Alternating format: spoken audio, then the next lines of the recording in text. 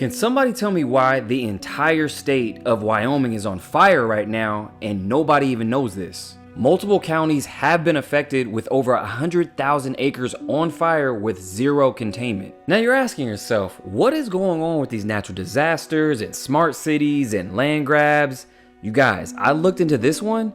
This is the biggest one yet. First, let's start with where the biggest fires are, starting with the Elk Fire with over 74,000 acres currently on fire. Elk is located in the Sheridan County, and the other counties on fire is the Telton County and the Fremont County with 58,000 acres combined with zero containment. This list shows all the fires that happened this year in Wyoming from the start date and containment date and what caused them. Some were caused by human activity and some, like this one, was caused by lightning, but I'll reserve judgment on that. But here's a weird thing about the last two. So the Telton County and the Fremont County actually merged together on October 5th, but started in August 16th.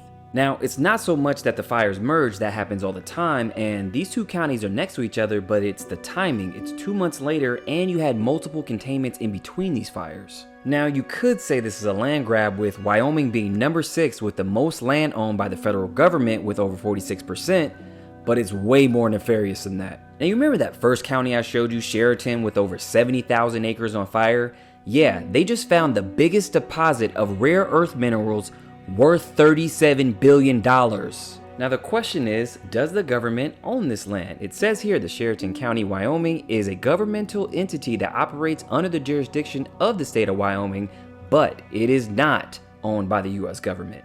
Now another question is, can the government take this land? It says the government can take private property during a disaster under the power of eminent domain, which allows for the acquisition of the property for public use provided that the owner is compensated. However, this typically occurs when the property is needed for emergency response efforts. Oh, like a fire caused by lightning? Got it.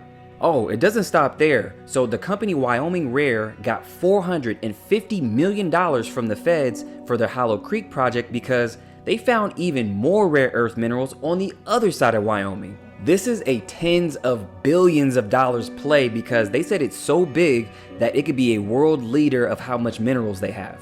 You really have to ask yourself, how many coincidences have to line up before it's not a coincidence?